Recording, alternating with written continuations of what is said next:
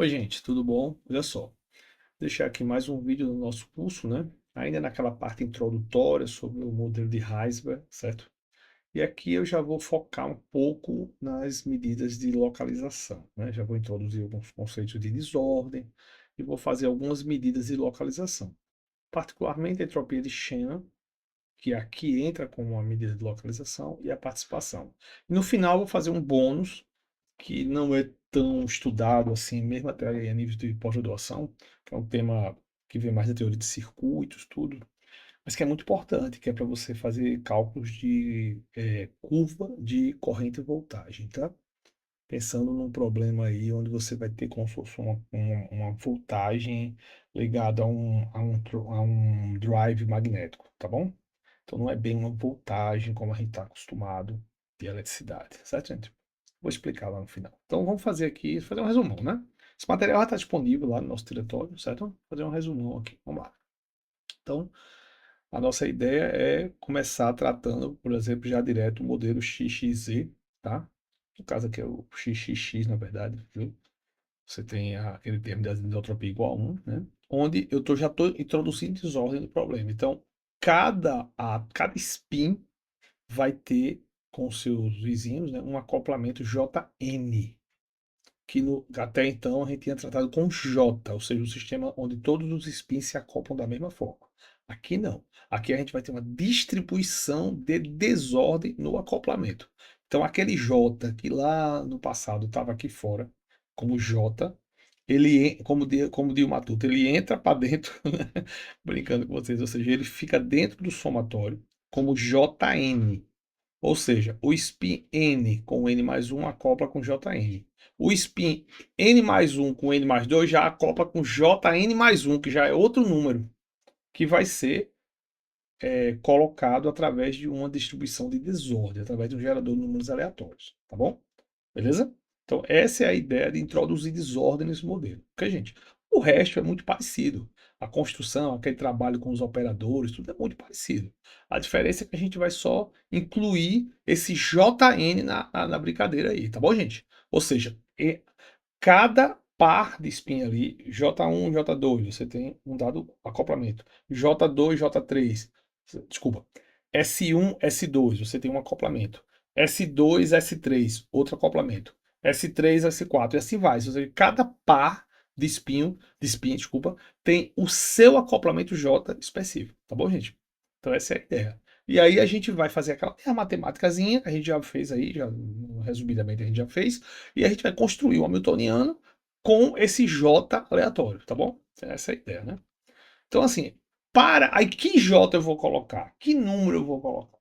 Bem, eu vou escolher propositalmente essa distribuição aqui, porque ela tem algumas particularidades interessantes. Observe, é uma distribuição onde você vai ter números próximos de 1, entre 0 e 1, sendo que você pode controlar essa distribuição. Então, por exemplo, ele é um j elevado a menos g. Se você bota g igual a menos 2, o que acontece? Esse menos com o menos 2 dá mais, fica j ao quadrado. Quer dizer o quê? J ao quadrado, né, você tem uma probabilidade de j0 pequena. Já a probabilidade de j1 é grande. Então, esse número aqui, com g igual a menos 2, você tem mais ou menos boa parte dos j's beirando 1, tá bom? Então, é como se fosse uma distribuição, digamos assim, aleatória, mas aleatória em torno de 1, tá bom? Ali pertinho de 1, entre aspas. É quase um negócio puro, tá bom? Beleza? Tá certo? Ok? Aí se você bota, por exemplo, o J positivo, bota J entre 0 e 1, né? Maior do que 0 e menor do que 1, por exemplo, 0 igual a 0,9, 0,8, o que acontece? A distribuição de J vai ser igual a 1 sobre J elevado a 0,9. Quando eu boto o J pequenininho aqui, perto de 0, ele é aberto em 0, gente. Ele não tem o 0 mesmo, não. Ele tem números próximos de 0, tá bom? Mas quando eu boto aqui, por exemplo, 0,01, aí eu faço 1 sobre 0,01, esse número dá grande. Então, a probabilidade de os valores de J pequenos é alta. E a probabilidade de valores de J próximo de 1 é baixa. Então, essa distribuição, ela é uma distribuição que preferencialmente, ela vai ter valores de J próximos de zero, entendeu? Então, você tem dois limites. Um limite aqui altamente negativo, que você tem um sistema tipo puro, e um sistema muito positivo próximo de um, que você tem uma coisa meio aleatória, mas com hopping bem pertinho de zero. Tá bom, gente? Então, o valor médio do J dessa distribuição ela fica próximo de zero, ou seja, os espinhos se conectam. Tá bom? Beleza? Ok, gente? Então, essa é a nossa ideia. Como gerar essa distribuição é fácil. Você pega números aleatórios daquele que a gente aprendeu a gerar e faz essa conta aqui. Pega ele e eleva a 1 sobre 1 menos g. Tá bom? Então, dado o valor de g, você gera números aleatórios, faz u elevado a 1 sobre 1 menos g. Isso gera j. Tá bom? Só isso. Pronto. Então, essa distribuição permite a gente gerar vários tipos de distribuições. Entendeu? Ela permite você gerar tanto j's muito próximo de 1 quanto muito próximo de 0. Isso vai ser importante já para a gente começar a brincar com essa coisa de localização de anos, tá bom, gente? Então vamos lá. Então, quais são as medidas que são importantes aí para a gente, né?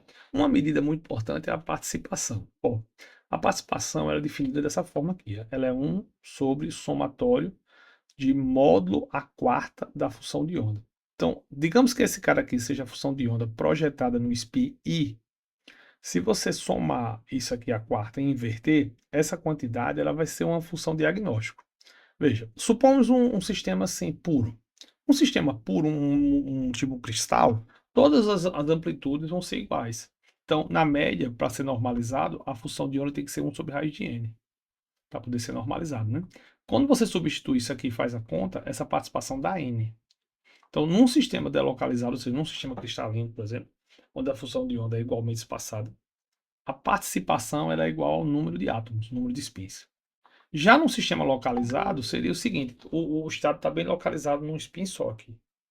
Aí seria um deles, um dos φ igual a 1, o resto tudo zero. Quando você faz essa conta, a participação dá 1. Então, essa participação ela é o número de spins que participam do pacote. Tá bom? Essa é a ideia. A entropia de Shannon é mais ou menos a mesma coisa. A interpretação é a mesma, da continha está aqui.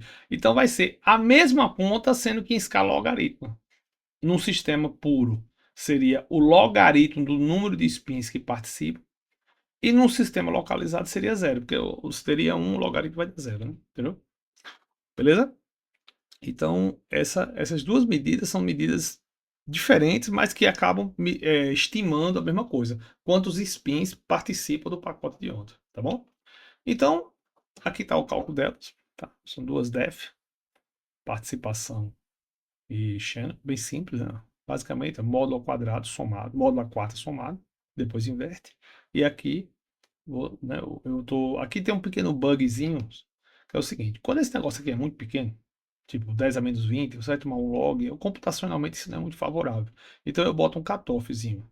Eu calculo a probabilidade e só faço a soma quando você tiver essa probabilidade maior do que menos 12, 10 a menos 12, entendeu?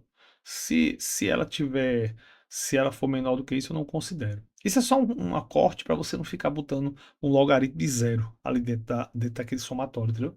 Porque você botar um logaritmo de zero aqui, computacionalmente vai dar problema, entendeu, gente? Então são duas defs simples, né?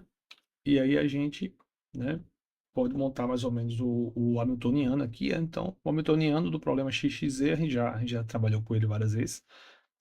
Primeiro eu vou gerar esses números aleatórios. Então, como é que eu faço? Pego o U, gero o número aleatório, aí faço J igual a U elevado a 1 sobre 1 menos G. Lembrando que eu estou usando NUMP, né? Então é só fazer vetorialmente. Aí o Hamiltoniano a gente já construiu, né? Você constrói o termo fora da diagonal e constrói o termo na diagonal. A gente já fez isso aqui, tá bom? Já fez vários. Então, essa diagonalização aqui, essa construção desse Hamiltoniano aqui a gente já fez. A única novidade aqui é essa parte da geração numeratória, tá bom?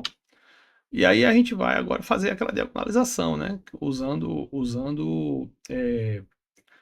A gente pode usar vários tipos. A gente pode usar, por exemplo, aqui eu usei a diagonalização na força bruta, né? Aqui eu fiz um código com 500 spins, o G, aquele G 0.5. Aí aqui eu gero o Hamiltoniano e aqui eu chamo aquele NP Linear, que é aquela chave inglesa que a gente chamou, né? Que diagonaliza tudo. Aí é só calcular a participação e calcular a entropia. Tá bom? Esse primeiro código, eu tenho ele aqui para vocês. Deixa eu mostrar para vocês aqui, gente.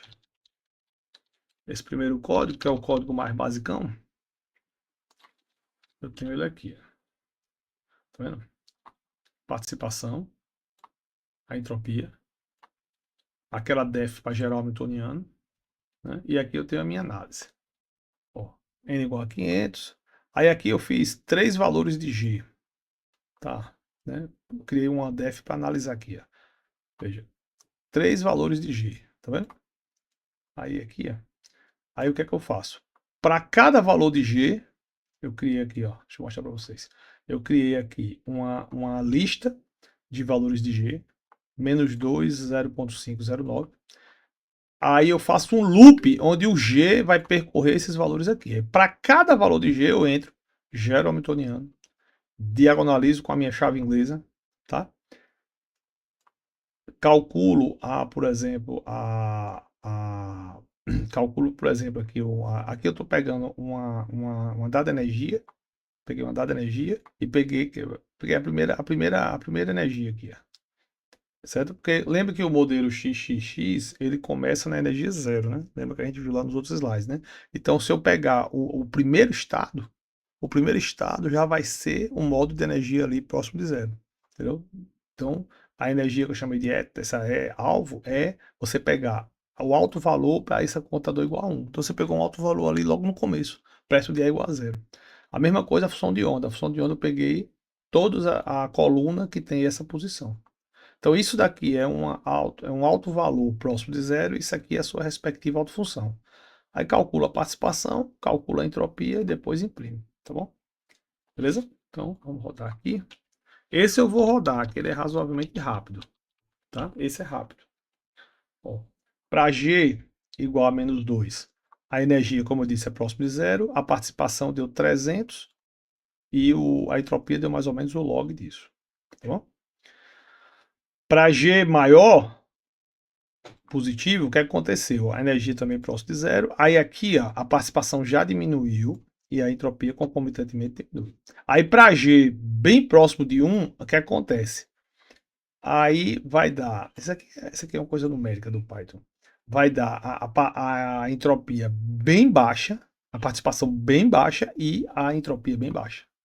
Por quê? Porque você está indo para um regime onde todos os valores de J estão próximos de zero.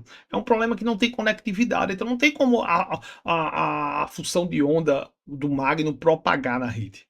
Então, os estados vão estar sempre com a participação pequena, vão estar tudo localizados, entendeu? Eu fiz um outro código onde eu deixei para vocês lá, onde eu faço um estudo dessas quantidades já mais assim, detalhado. Eu não vou rodar porque ele demora um pouquinho aqui. Ó, eu fiz uma análise de tamanho finito. Certo? O que é análise de tamanho finito?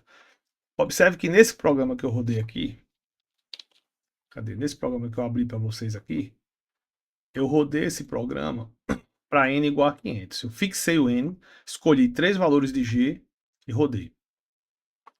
Nesse daqui, eu faço mais ou menos a mesma coisa, sendo que eu vou variando o n. Entendeu? E mantenho a energia, aquela mesma energia ali próximo de zero. Entendeu? O que acontece? Comprimento de localização para G09 fica sempre pequeno, a participação, a entropia também. E para valores de G negativos ou próximo de zero, você tem um crescimentozinho da participação e da entropia. Entendeu? Que é como eu disse, aqui você tem um sistema praticamente sem conectividade, os spins estão conectados com um negócio aleatório e próximo de zero, então tem conectividade. Já aqui você tem uma coisa aleatória, mas são tudo próximo de 1, então você tem mais conectividade entre os spins, entendeu? Então o sistema tem mais propriedades, a localização é mais fraca. Entendeu, gente? Então, observe que eu estou analisando tudo perto de energia igual a zero. Quando eu faço essa escolha aqui, eu estou escolhendo um dos primeiros autoestados que foi achado, que ele é perto de zero. Se você lembrar lá da relação de expressão do XXX, ele começa em zero, né? Beleza? Essa análise em E igual a zero, ela tem uma explicação. Eu já expliquei isso, acho, na sala, mas vou explicar de novo.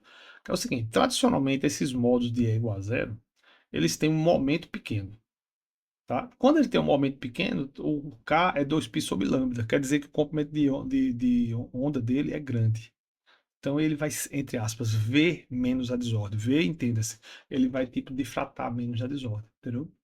Então é igual a zero, que é esse estado que eu peguei. Ele tem baixo momento e alto comprimento de onda. Aí com isso ele não vai perceber que tem desordem no sistema, entendeu? Então a participação dele é maior. Compreendeu, gente? Ficou claro aí? Né? Então, como eu disse, o segundo código que eu fiz está à disposição, eu vou disponibilizar também lá, é o código onde eu fiz, deixa eu abrir ele aqui para vocês, só para, é o código 2, onde eu fiz uma análise de tamanho finito. Né? O código é bem parecido, tem aquela mesma função, tem essa mesma função aqui, tem o mesmo esquema de geral hamiltoniano, tá? Mesma coisa. Aí aqui no main do programa eu tenho, além daquela lista de Gs, eu tenho também uma lista de Ns. E tenho agora o uso de amostras. O que são essas amostras? Cada vez que você gera um número aleatório, você gera, ele é uma sequência, mas é como se você tivesse feito o experimento uma vez. É importante, quando a gente vai estudar essa coisa da desordem, é importante você fazer, digamos, repetições do experimento. Então você faz o experimento para uma vez, aí você repete o experimento com outra sequência aleatória. Faz o experimento, aí depois repete. Então você vai pegar 20 cópias do sistema. Elas têm as mesmas especificidades, digamos, estatísticas, mas elas são outras sequências aleatórias, entendeu? Então isso é importante fazer. Nesse código aqui eu coloquei. Entendeu? Então eu tenho duas coisas aqui. Ó. Eu tenho um loop em G. Então para cada G, por exemplo, 0, menos 2. Aí eu entro, aqui é o loop em G. Aí eu entro no loop em N. Aí eu vou calcular para N igual a 100, 200, 400, 600, 800, 1000. Então para cada G eu entro aqui e faço um loop em N. Entendeu? Aí nesse loop N eu faço, eu defino essas caras aqui como sendo listas vazias que vão guardar os resultados. E aí eu faço um loop em amostras. Entendeu? Observe que eu só faço um loop em amostra, poder repetir. Aí eu calculo o hamiltoniano daquela amostra, diagonalizo aquela amostra, escolho o primeiro autovalor, um dos primeiros autovalores, acho a energia, entendeu? Calculo a participação daquele autovetor e guardo ele esse ponto append, eu já expliquei para vocês, quer dizer, eu vou guardar este resultado nessa lista que eu coloquei aqui como vazia. A mesma coisa aqui, eu calculo a entropia deste autoestado e guardo na lista entropia que eu desisti aqui. Entendeu? Aí pronto. Aí depois eu tenho o quê? Eu tenho aqui em cima, eu esqueci de mostrar para vocês, eu tenho aqui uma outra lista aqui. Ó. Essa lista aqui, certo? É como se fosse um dicionário, é uma lista diferente, entendeu? Então ela tem, para cada G, ela tem uma lista de coisas aqui. Então ela guarda, é uma lista onde eu posso guardar todos esses resultados aqui. E o pessoal chama no Python de dicionário, tá? Então como é que eu faço aqui? Ó? Eu pego esse resultado aqui, aí eu já pego ele médio, ó, o comando np min, ele calcula a média, ou seja, eu pego esse cara aqui, que tem um resultado de 20 amostras, calculo a média e guardo pelo comando append nessa lista. A mesma coisa aqui. Eu calculo a média das entropias e amostras aqui e guardo nessa lista aqui. Observe que a lista aqui eu botei um G para lembrar que é para guardar junto do dicionário que tem um G aqui, entendeu? Na parte do dicionário tem um G. Então ele vai. É como se fosse um arquivo de pasta. Aí você bota na pasta de G igual a 0 menos 2, guarda isso aqui. Na pasta de G igual a 0,5, guarda isso aqui, entendeu? Essa é a ideia do dicionário. Que é um negócio que acho que só tem em Python. Pronto, aí acabou, terminou a simulação. Aí eu faço aquele esquema de fazer plots, né? Aqui tem um esquema de visualização parecido com aqueles que eu já expliquei. Eu crio um subplot que tem uma linha e duas colunas, tá? E gero aqui um código de cores, ó, pelo um dicionário também. Eu boto -2, a cor é essa. 0,5, a cor é essa. 0,9, a cor é essa. Então isso aqui é um dicionário, onde eu guardei coisas diferentes. Eu guardei números e cores. Mesma coisa são os marcadores. Ó. Eu botei números e marcador, bolinha, número, um Szinho e número, esse outro símbolozinho aqui. Entendeu? Então, eu criei dicionários para poder separar as curvas, entendeu? Aí eu faço um loop agora no G, né? E aí eu vou plotando os resultados que eu tenho guardado. Eu tenho o número, os N e os resultados estão aqui nesse dicionário. Os marcadores estão aqui e as cores estão aqui. Pronto. Entendeu? E aqui é a estética das figuras. Beleza? Aí a entropia é outro loop, onde eu faço a mesma coisa. O G está aqui, aí eu ploto o número de valores, o dicionário de entropias, os marcadores, as cores. E aqui é a estética. Beleza? Compreendeu, gente? Então esse é o códigozinho que gera essa figura. Tá bom? Pronto. Aí agora vamos para uma outra parte um pouquinho mais outside total dessa parte de participação e entropia, que é calculado por diagonalização. Eu vou fazer uma, um estudo dessa corrente de spin, tá? Então, qual é a ideia, né? Qual é a ideia do problema? A ideia é o seguinte: pega o mesmo problema que a gente acabou de trabalhar, esse mesmo problema lá de cima que a gente acabou de estudar. Modelo de spin, né? XXX, certo? Dentro dele você tem desordem, né? É dada por isso aqui, né? Beleza? A probabilidade tem essa distribuição, né? Beleza? E aí a gente vai fazer a seguinte coisa: pega esse sistema, ou seja, o mesmo sistema, a gente vai pregar do lado esquerdo uma linha com spins de Heisenberg do mesmo jeito, sendo que eles puros, se chama puro, tá? E no lado direito a gente vai pregar um outro sistema dentro. Então a gente vai pegar dois sistemas semi-infinitos, um à esquerda e outro à direita, e vai pregar. Então o nosso novo sistema vai ser um sistema cristalino de Heisenberg, XXX, o sistema de interesse desordenado, e à direita um outro sistema cristalino. O acoplamento entre o sistema cristalino e o sistema antigo, né, que chama de interesse, à esquerda e à direita são coisas bem importantes, são valores que a gente precisa definir lá, tá bom? E eu vou introduzir como se fosse um termo de campo magnético. Certo? Esse termo de campo magnético, né, ele vai ter um papel meio como se fosse um potencial, uma diferença de energia.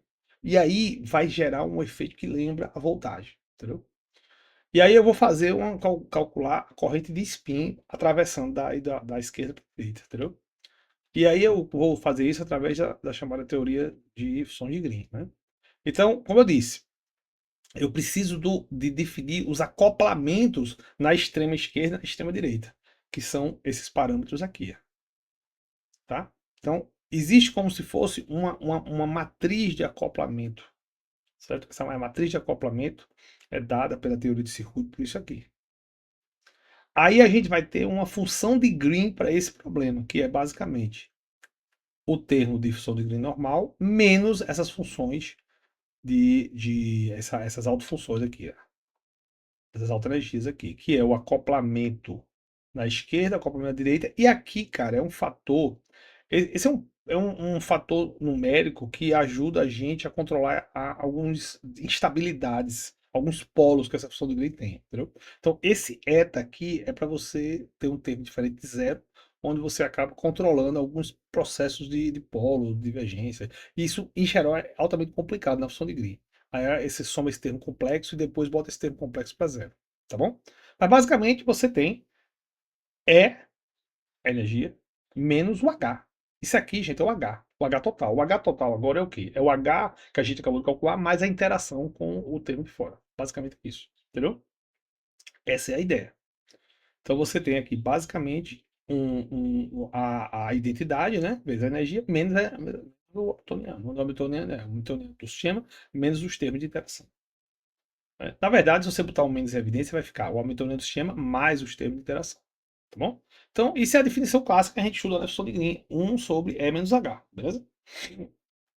Aí, só para você ver aqui, né? Esse é o nosso hamiltoniano, que a gente já implementou ele várias vezes, e essa é a nossa função. Essas são aquelas matrizes de acoplamento, tá? Beleza? E aqui a gente tem a função de Green completa, certo? Só para a gente ter uma noçãozinha aí do que é, né?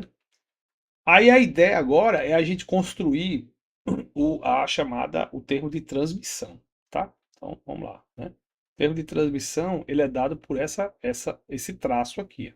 Você tem duas fontes de Green, a função de Green e a função de Green conjunta complexa. Tem essas quantidades aqui, tá? Que estão definidas aqui em cima, né? Que é a subtração daquelas matrizes. Cadê? Vou mostrar para vocês aqui. Isso, é isso aqui. Tá bom? E aí, multiplica isso tudinho e calcula um traço. Isso é o que a gente chama de transmitância, tá? A transmitância é dada por quê? A transmitância na teoria de Landau, ela é importantíssima a gente medir a mobilidade. Com a mobilidade e os pesos lá, pensando num gás, num gás fermiônico, por exemplo, você vai ter a fazer uma média da transmitância para poder calcular a corrente. Isso é assim que é a teoria de Landau. Aqui eu não vou ter o número de ocupação tradicional da teoria de Landau. O que é que eu vou fazer? Eu vou botar a temperatura bem para zero. Quando eu boto a temperatura para zero, o que é que você faz com aquele número de ocupação? Ele vai para uma constante. Então você fica só com a integral da transmitância. De zero até quanto? De zero até o bias, até o potencial V. Beleza? Então, fazendo essa continha, essa integral aqui, a gente calcula a curva de corrente e voltagem. Corrente e voltagem. Beleza? Então, essa é a outra figura que eu quero mostrar para vocês. O código também vai estar disponível, tá? Bem, essa parte aqui, gente, já é um pouquinho mais avançada, certo? Estou mostrando mais a título de curiosidade para vocês, né? Mas tem um bocado de história aqui ainda que eu estou resumindo bastante, tá? Beleza? Só a título de conhecimento geral. Então vamos lá, né? Então tá aqui a curva de corrente de voltagem. Lembrando que não é voltagem mesmo, sabe? É um análogo à voltagem. Isso é um termo, é um drive magnético. Então, lembrando, para G igual a 0,9 ou 0,5, era aqueles resultados, deixa eu ver se já está aqui. Ó, G igual a 0,9 ou G igual a 0,5, era aqueles resultados onde tradicionalmente você tinha um pouco menos de localização, né? Tinha uma localização mais fraca. Aí se você ver aqui, os dois estão aqui embaixo. Tá vendo aqui? Corrente praticamente zero. Já para G igual a menos 2, onde a gente teve aqui uma localização bem mais fraca, seria essa curva aqui, ó, né? mais proporcional, próximo ao N, você tem uma corrente já um pouquinho mais intensa aqui. Beleza? Então, esse sistema seria mensurável, como corrente de spin, por exemplo, e esses dois aqui não. Né? Tudo bem que aqui eu não estou colocando unidades, não estou colocando nada, então isso também é uma medida meio efetiva. Estou fazendo um estudo análogo ao que seria feito num problema eletrônico, né? Então, é só para a gente poder entender a teoria, né? As ordens de grandeza dessas correntes eles são muito baixas, entendeu? Muito baixas, né? Principalmente no problema desse unidimensional. Tá bom, gente? Então é isso. Bem, isso aqui eu estou colocando mais a título de curiosidade do que realmente de uma técnica que eu vá usar com muita frequência no curso. Estou usando mais como uma coisa adicional, né? Realmente o que eu uso mais é a participação, a entropia, que são medidas onde a gente consegue diagonalizar e é mais, digamos, mais palatável de trabalhar. Tá bom, gente? Mas fica aí, tem um plus aí nessa parte de teoria de transporte, teoria de seguro. Quem quiser estudar mais sobre isso, dê uma olhadazinha na teoria de Landauer, certo? Que ela é bem interessante, né? Landauer Biltken, certo? E ela é tradicionalmente desenvolvida para sistemas eletrônicos, mas dá para adaptar para Magnus e para outras coisas também, viu? Beleza? Valeu, gente. Um abraço. Obrigado.